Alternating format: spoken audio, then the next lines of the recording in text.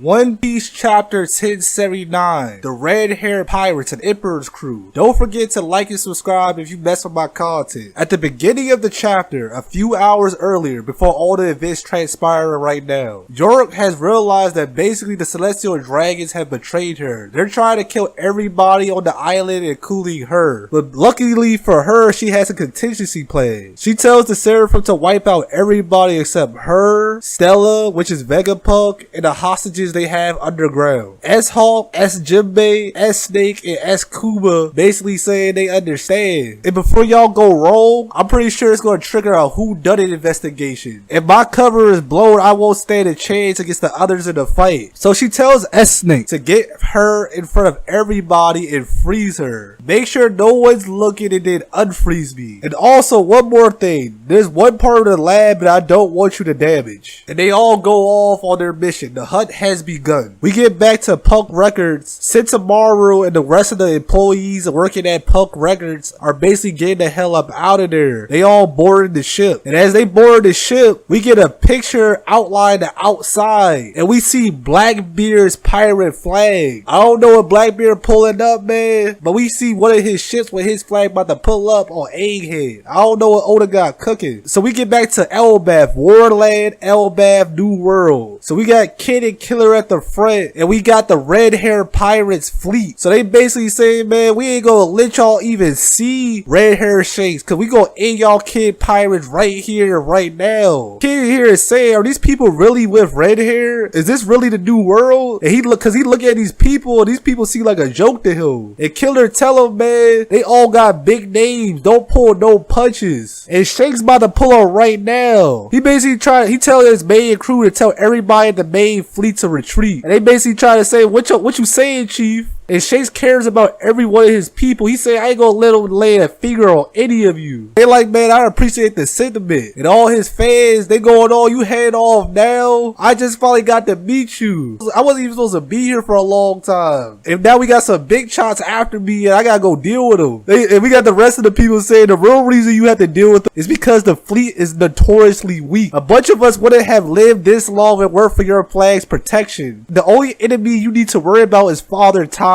Granny Ori. They funny as hell. So basically, Shanks just let everybody, whoever messed with him, to put his banner up, and he protected them. He a good dude. And we got Lucky Roo saying, Captain, don't sweat it, man. We can handle this. And Shanks telling him, this is a 3 billion berry pirate. We can't underestimate the growth of youngsters. And we got Shanks taking everybody serious as you supposed to, because everybody in the New World are dangerous, especially these up and coming pirates of the worst generation. He know. He talking to Yasop. He trying to make sure that their wounds have healed since Wano. And Yasop saying, yeah, they look ready and healthy to go to me. Seems like they looking for a fight. And Shanks saying, man, that's all I need. I'm about to go out there. And before he go, he like, any news on Blackbeard? And he's told, nope. Last time we heard though, he left Pirate Island. And Shanks is like, man, I thought he was gonna show his face in Wano. So Oda finally telling us the whole reason why Shanks was in Wano. But his crew member goes on, we got info on Captain Kidd though. So he's from South Blue. He sure did a lot of rampaging to make it this far. So Shanks, man, he giving Kidd his respect. And Kidd goes on to ask Killer how many ships we looking at. I count about 9. Kidd put on his tough guy look, man. He said, man, I don't give a damn who we're up against. I'll blast them down to the ocean floor in seconds flat. And he creates a massive